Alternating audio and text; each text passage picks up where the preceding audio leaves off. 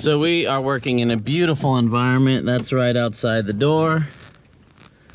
But here's the less glamorous side of things. 8 hours a day sitting here. We need a better setup. I need a desk. I don't work well with it on my lap. And Teresa definitely needs a better setup. We're figuring out this van life thing. I miss the Airstream way more than I thought I would. But just in case you think we're playing all the time, there's a lot of our life we don't film, and that's 8 hours a day of sitting in front of the computers working, which I love my work and I love my job, but still, we're not vacationing 24/7. Just wanted to make that clear.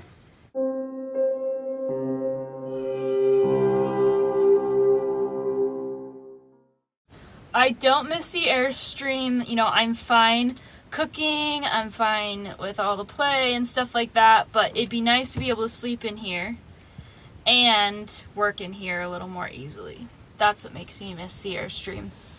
And what did you say last night about a pop top that you're so against?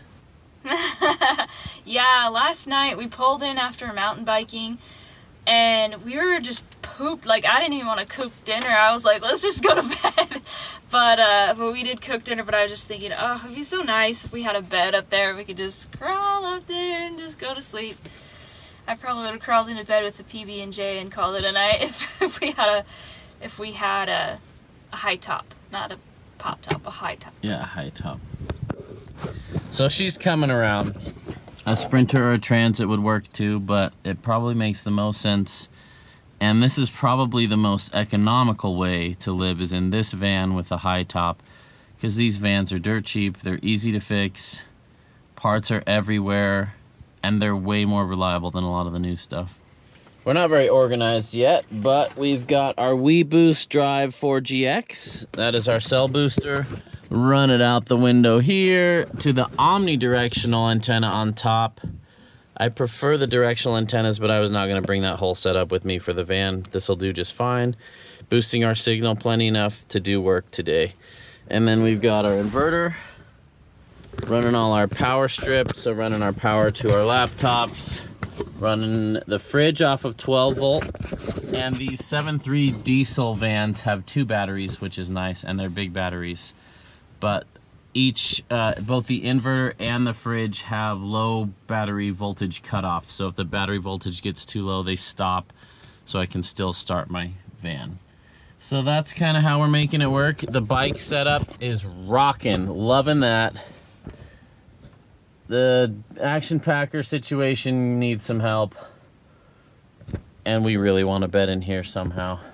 We knew when we left for Moab that we weren't like ready, but we thought, we've got at least one drawer in, we've got the bikes, let's go, we'll camp in it and just kind of think about it, hash it out. And so that is an opportunity. We talk about it a ton, is, you know, different ways that we could do different things, where we could store things, how we could build the storage for them. There are kind of 2 schools of thoughts for getting ready to go RVing full-time or van living or mobile or whatever you want to do.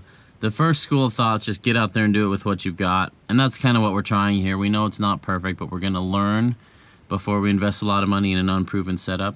And the second methodology or mindset is to get everything dialed and then go.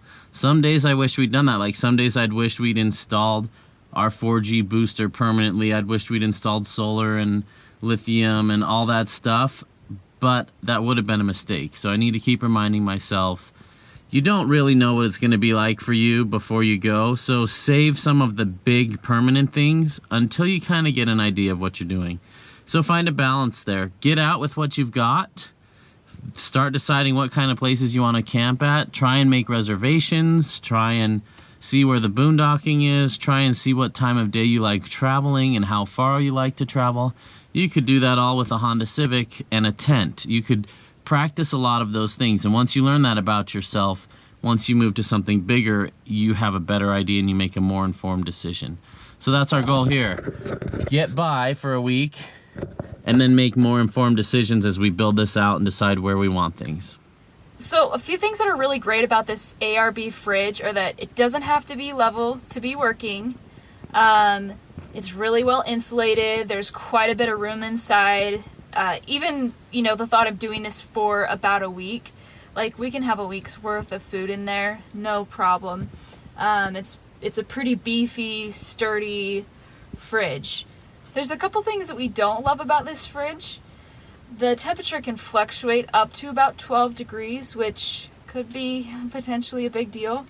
The other thing is that it opens this way, which it makes it tricky because if you store it too low, you have a ton of wasted space above it because you've got to be able to get in it. But if you store it too high, you also can't get in there. So that's kind of a bummer. And another thing with a traditional fridge where it opens this direction is you could build like more storage above it or use it as a counter or something like that. Like you can't use the space above this period no matter where you put it because you need to be able to get in and out of it. So trade-off. It's food for thought. Fender's excited to go outside and smell things. It's getting a little bit warm in here. A fantastic fan in the corner back there would be a great addition to suck air through and out. Some people even put two fantastic fans in, one to blow air in and one to suck air out. So that's kind of a cool idea. I need somewhere to sit.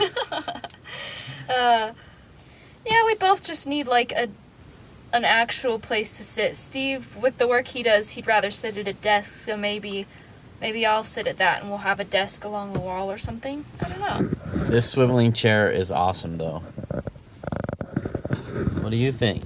Do you like this situation? Some of you will remember when I was back in Durango saying I wished I'd bought the 9-passenger instead of the 12-passenger van. Well, I'm really glad we have the van we have. There's so much more usable space. Yeah, it's a little bit harder to park in downtown areas, but that space is so useful when you're living in it. I've been going back and forth the last couple days is, do I wish I'd bought a cargo van? There's pros and cons. A cargo van, I'm going to be able to build out a little more, insulate a little bit better, hang stuff on the walls.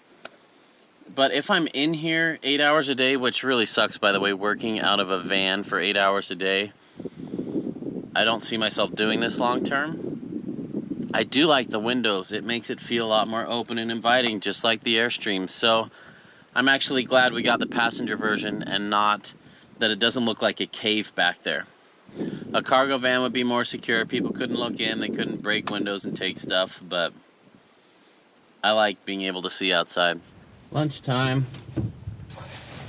It's tricky living in a van with two people. To make lunch, Teresa has to move so I can get over by the fridge. Yeah, but I also don't think we can base our opinion of this on like an unbuilt van. Like True. This is still not really built. Very true. And you can't even stand up in here. Yeah. Being able to stand up would be huge.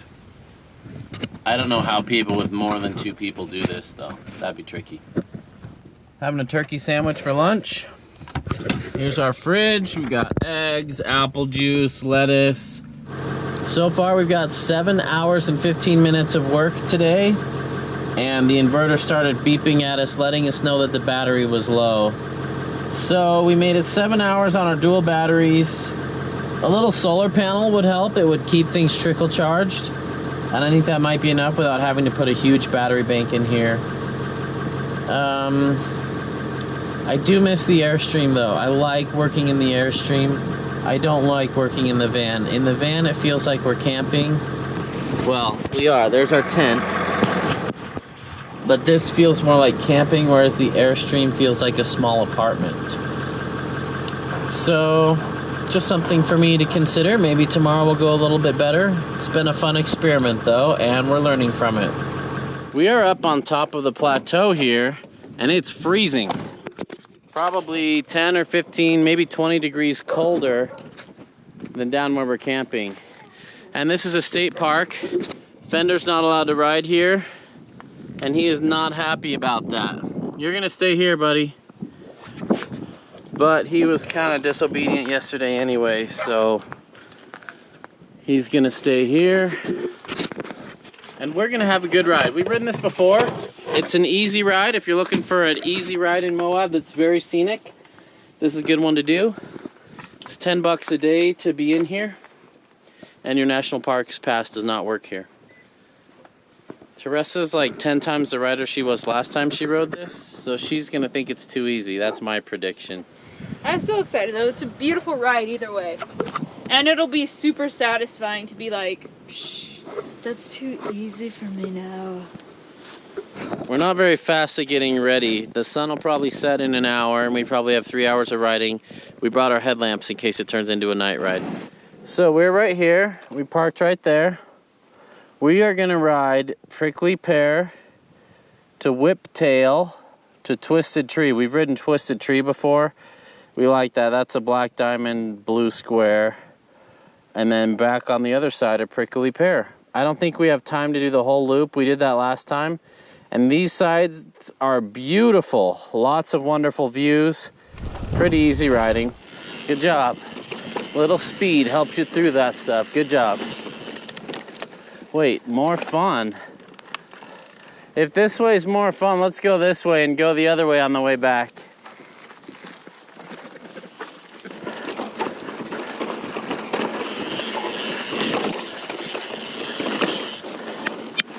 The cool thing about this trail system is that you never really have a ton of elevation. So you can just kind of keep pedaling through all of it without losing your breath. This isn't as technical or as exciting as yesterday's ride, but it feels good to ride something and be like, hey, this is easier than I remember. Good job.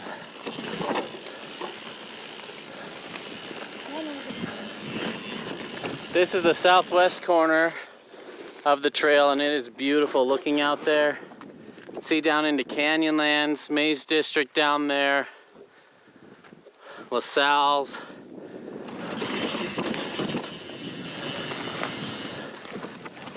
Yes! Awesome job! That last part was pretty fun, that last part of Whiptail. But now we're on Twisted Tree. This is my favorite trail in the park. I hope it's still fun. Remember this climb.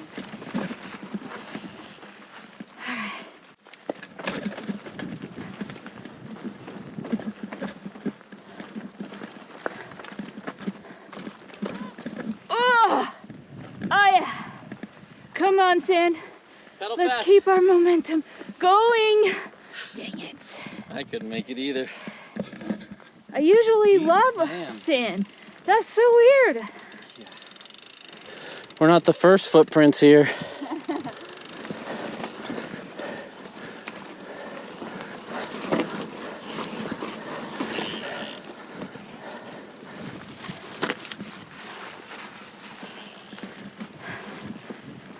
Oh yeah. I remember walking that last time. You did it. That's the hardest climb of the whole trail.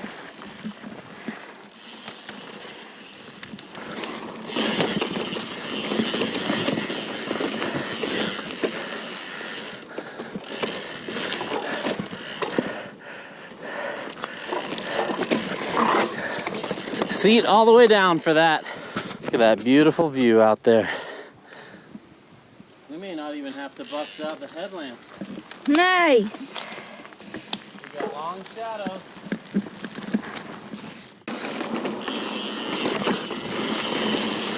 Well, Teresa just rode all of Twisted Tree without getting it off. That's the hardest trail here. That felt good. It's fun to be able to ride with Teresa, but it's fun to be able to ride fun trails with Teresa now. Quick little gear review. These are the Fox Digit gloves. Love them. They've got grippy stuff here for your brakes, padding there. They're mesh on top so they're breathable, knuckle padding, and the whole thumb is nose wipe material. I know, kind of gross, but when you have a runny nose, it's really nice on a trail. These are my favorite gloves I've ever had. Highly recommend them. I used to rate this trail like a 9 out of 10. Not as fun as I remember. I'm going to rate it more like a 6 out of 10. It's like an easier Gooseberry Mesa, but without much flow. Unless you're really flying, then there's a little bit of flow. But I'm glad we came here, but I think I'm done with Dead Horse Point for a little while. Ready to try some other great trails here. Left? Left. New territory here. Uh-oh. Prickly Pear. Hey, and there's a prickly pear on the prickly pear. There you go.